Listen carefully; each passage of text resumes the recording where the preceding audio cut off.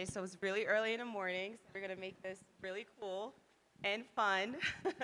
My name is Melissa Henderson. I'm the head of community at ApeWorks. We help deploy smart contracts onto the Ethereum blockchain. We're a developer framework for Python, data scientists, and quant traders. I'm also the creator of Violet Summer Zine, which is a content and lifestyle-driven platform. So if you check out my NFTs, chill a little bit, or my VR site, violetsummerzine.com. And I want to introduce my amazing panelists for this morning. So do you want to start? Sure. So Tyler Mulvihill, I'm the co-head of NFTs at Consensys. Prior to Consensys, I started a company called Trium, which is a full lifecycle management platform for NFTs. Consensys acquired that company. And oddly enough, if you know anything about the history of Consensys, I actually started that under the other Consensys umbrella, venture production studio model. So I've been hopping around the Consensys mesh for a long time. And my co-head is Jonna Powell, and she's up there in that shiny jacket. If you want to talk to her after this too. I'm David. I'm with SuperRare. I joined SuperRare April of last year, but been helping the co-founders out since October 2018. I remember coming to ETH Denver when it was 500 people. I'm a local here in Denver and would be hanging up iPads on the walls with them and not really understanding what NFTs are. I'm from like the enterprise software world, and then when this thing exploded, they brought me over to figure out how to work creatively with brands and agencies and how to move them into Web3. So here I am. Awesome. So yeah, there's been a breakthrough NFT trend in 2021. I know NFTs have been around for a few years, but I think with this upcoming market, creators really grasp hold to the concept of ownership and deploying their creativity on the blockchain. So from a SuperRare perspective, what are you seeing on your platform in terms of like the most, I guess, minted products and like from a business perspective, what does that mean for your brand? Yeah, so we were the first digital art marketplace.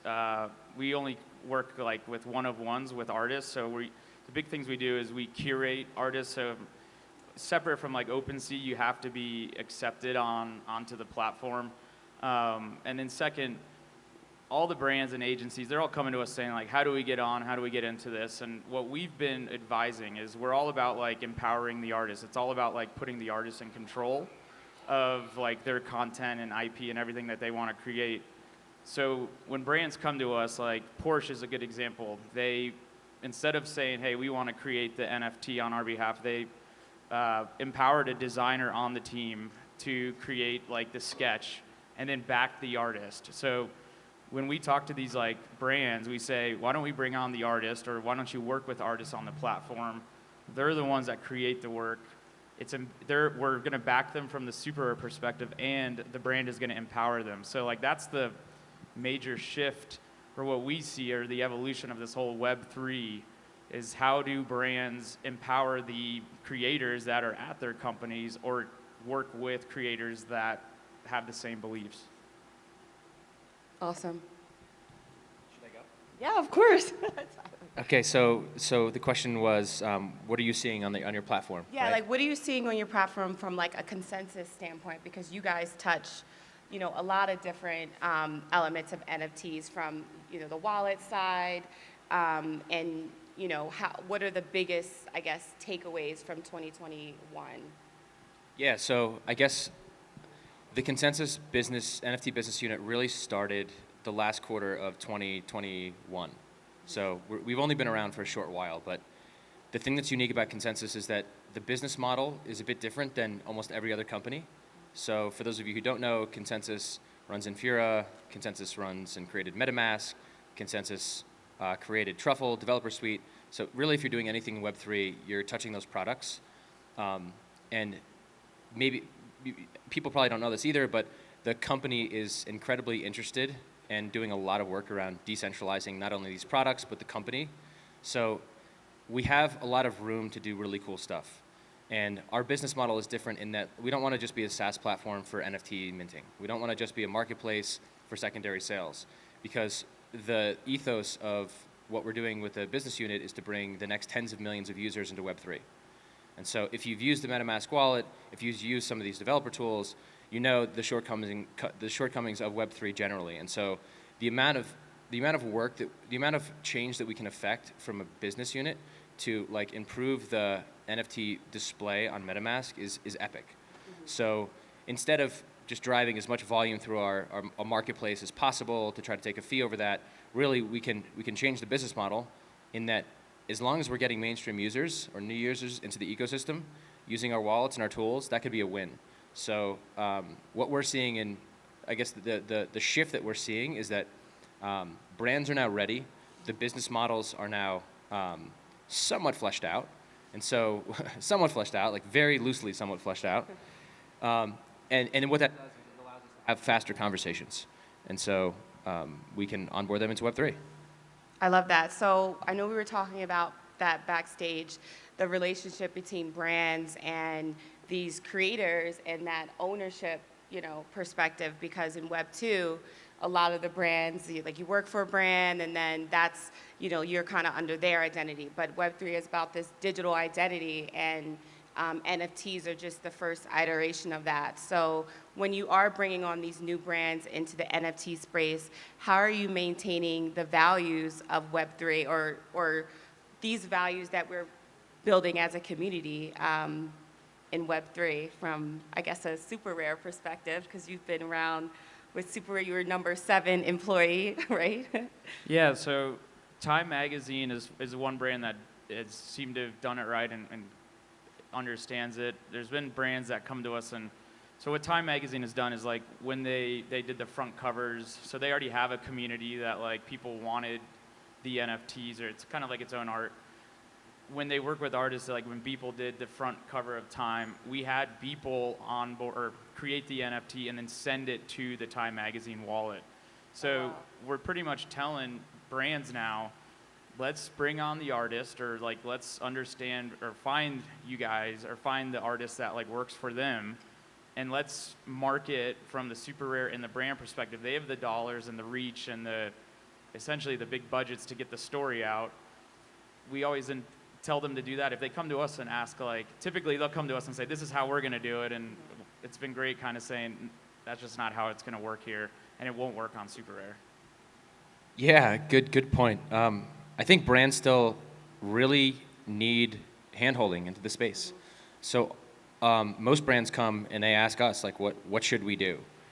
How should we market this? How do we not screw this up? How does this not look like a money grab? And the really cool thing is that a lot of brands are totally okay with going straight Web3 and requiring their users to use like MetaMask as like they need to get Ether. They need to like go through the process. They need to download MetaMask. They need to understand what it means to like have a wallet. And part of the reason for that is because it's less work for the brands. And so if you want to go through like a fiat flow, so if you want to offer in credit card, then one, you're ostracizing the Web3 folks who have their MetaMask and they're just like, I want to buy an NFT, but now I have to buy this with a credit card and then like wait for a week, and it's not how we're used to doing stuff. So brands are like, okay, let's go. Let's require them to download a MetaMask. And frankly, everyone says that the wallet experience needs help. Yes. But and we all say this, but I mean, I don't know what we're talking about MetaMask a lot, like too much, but I saw 500 people be onboarded into MetaMask in like 30 seconds or less. So I don't think the onboarding is actually the issue. It's just like what do I do with this and how do I understand seed phrases and all that crazy stuff afterwards. So it actually doesn't affect the sales process of the NFTs. So when you tell a brand that and you're like, okay, all we have to do is just put a button here that says connect MetaMask and like don't have to do anything else and the money will come directly to us. Okay, let's go. So, but that being said, we also we've created a fiat flow that's kind of beautiful now. So we'll be rolling that out to more normies, but it's through a MetaMask flow.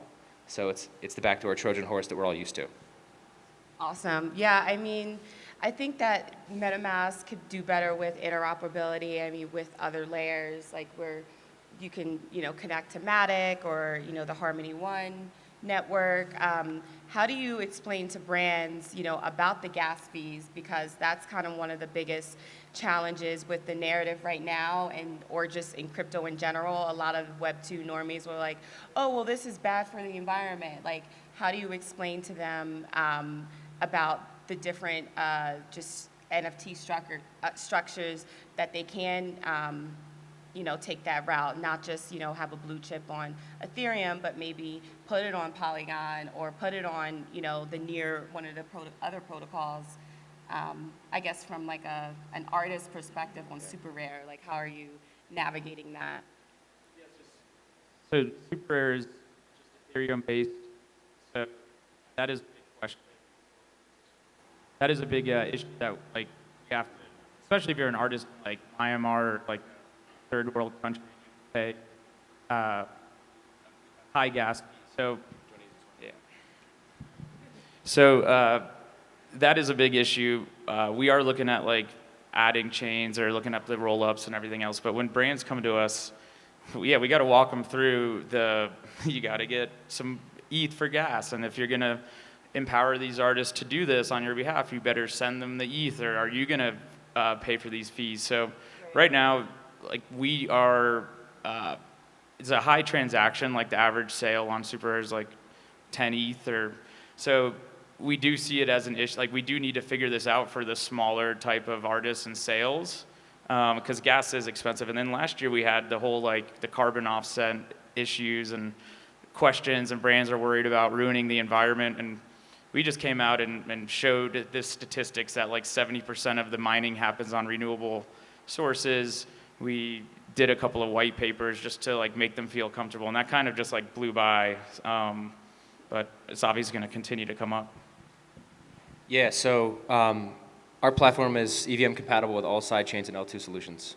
So Polygon, Scale, Palm, Consensys built the Palm network. Nice. We have relationships with almost all of the L2s and sidechains that are really where the activity is happening. So not really an issue. I think we're actually, a lot of what we have to do now is focused on L2s, because Decentraland, for example, like you have to launch on Polygon. Right. And OpenSea, if a brand wants the secondary sales to happen on OpenSea, then you need to be either Polygon or Ethereum mainnet. So you don't even have an option. Like it's like if you want to do a wearable in Decentraland and you want to list it on OpenSea, right, it's like Polygon's your option. So it's kind of a forced hand there. And yeah, I agree with your point. When you connect to a network on MetaMask, it should automatically connect to that network. Yeah. So you don't go like, wait, where's all my money? What's happening? Or like, how come I have like 5,000 ETH? Like. Yeah, you're like, whoa, I'm rich. Whoa, And I'm rich. but it's Rinkby ETH. Yeah, that's happened a couple times. You thought you got an airdrop, but yeah. Oh, by the way, all that's coming. Airdrops, yes. Not the airdrops. Yeah, I did not say that. Just kidding. Like MetaMask token coming soon. Like, just kidding. I didn't say that. No, all of the UI changes and like the really table stake stuff. Yeah. The NFT business unit is affecting change within Consensys and the MetaMask team and the Inferior team to make sure that the experience is like absolutely killer. So it's not a static thing. This is going to get so cool this year. Yeah, I'm looking forward to it. And I guess like what is the most popular, I know David, we were talking about music NFTs because they're kind of the breakout NFTs, and culture really drives innovation. And what have you been seeing in the space? Like what are some of the popular ones that you can chat about? So actually we had a party on Thursday for our Rare community, and actually just heard of a crazy cool utility that's coming. One of the artists that played, his name's Balkan Bump. We're gonna do a show at Red Rocks this summer, and he's gonna take an NFT that he's gonna essentially mint the song in like various pieces, and then let the community buy the pieces. And then, now I'm not a tech guy, but our smart contracts guy said that this is possible. But ultimately, if you go to the show and enough people say that they're at the show and they want that song to be played, he'll get a ping. So now you're creating utility within like the few people that are going to the show can now essentially decide when that song is played. So that's just a pretty cool utility thinking outside the box with NFT, like with music. It's like every day there's something totally different and crazy that's like popping up. Yeah. Yeah. Are you guys actually SuperRare putting on the show at Red Rocks? Well, this all came out on Thursday, and since I'm head of partnerships, I'm going to make this happen. So Okay, make sure we're all on the Oh, invite. that's awesome. Thank you. We got to throw a party at Red Rocks. That's cool. maybe you can partner. Yeah, actually, so this is the perfect segue. So my old company created a generative art and music project called Euler Beats. If you don't know it, you probably know it as Euler Beats, but it's Euler. The whole concept was to kind of figure out what musicians wanted to do and then build a platform based on the learnings. So one, check this project out, it's awesome. Two, we have something called the Remix Studio, which is complete, waiting for launch. Cool. Only in Discord we've mentioned this, so this is a little bit of alpha. And so what we've done is the last launch was called Futura, and you could buy a mix. And these mixes were made up of different clips. So what you were talking about before, it's almost like samples in real life. And so each of these mixes has a variety of rarity traits based on, so it's like PFPs for music with a bunch of rarity traits. And so if you have two mixes, you can use this remixing tool, mix them together, create a remix, and then sell that yourself. So you're kind of, you now become the musician, and like none of us here are probably producers, or actually all of us are probably DJs like in this era. At this point. Yeah, but if you're not, it's super simple. So you just like click the sounds that you like, you click mint NFT, and there's like a bunch of cool mechanisms that like you can get 50% off if you own this and yada yada. And then it creates a new NFT. So the reason we're doing all this is to create something called the Euler Beats Artist Platform, which allows any artist, mainstream, little, big, to, when they release their song, they have a sample pack, they can release it, and then you can do the same thing. So like imagine Tiesto and like no-name DJ, like all of a sudden somebody figures out that their sounds mashed together, sounds amazing. And they can go on this platform and do this. So we're gonna release the Remix Studio, check out how people are using it. The engine is all built for Euler Beats Artist, and sometime this year, when we learn about what people actually want, that's gonna, I basically do what I think you just said. So yeah, maybe a collab, like maybe we can do all the work and you guys can throw the party. Maybe we can write the smart contracts. And It yeah, works. like let's do it. We can do a plugin. No, that's super dope. And I guess I want to end with DAOs because they are the future, and you see a lot of these NFT communities becoming DAOs. Like how are you guys empowering DAOs and kind of be your own bank from a MetaMask perspective or Consensys perspective, and then also from a SuperRare perspective? Yeah, so SuperRare essentially 1.0 was just a regular company, and then we became a DAO August of last year. So the coolest thing about the DAO is like the early adopters, the collectors and artists, essentially received like coins, governance tokens, for being the first to create and help create this marketplace. So since I was a collector in 2018 or 2019, I was essentially given tokens for being part of the on-ramp of this company. Now, 2.0, what we're doing now is we have space, so you could put in a proposal and the community decides like, hey, can you create a space to create your own SuperRare, essentially. So now you can build out and curate the artists of your choice. So for example, we have a group in Mexico, or an artist that's empowering Latin American artists. And so we brought him on, and it's called Metaphysica, and now they can create whatever artists that they want. They don't have to go through the central authority or through SuperRare. And then we take a cut. So we're gonna be rolling that out all this year. And that's just like the 2.0 of like, now you have a chance to either get on SuperRare or be onboarded through all of these different partners, or what we call spaces. That's pretty dope. Yeah, that's awesome. So Consensys is doing a ton of work around DAOs. We have a crypto economics team full of quants and trad finance people who understand crypto too. So they're doing a ton of work around tokens, DAOs, decentralization, what it means for our products, how to decentralize things like Infura. so not leaking anything here, but like the amount of work under the covers that's happening at this company that people don't normally get a view in. It's absolutely amazing seeing this happening. Shout out to Oiler Beats again. We donated one of the originals to a DAO at that point. It was like 700 or 800 people, and it was the biggest DAO at that time. Now that is ridiculous to say. It's like ETH Denver, 500 people was a big place. So yeah, where are DAOs and NFTs? One, the work that that Pri and Aaron are doing at formerly Open Law, that are responsible for Flamingo DAO, et cetera, is awesome. You have to follow what they're doing, even though all their DAOs are very expensive. I've asked him to make one cheaper for me.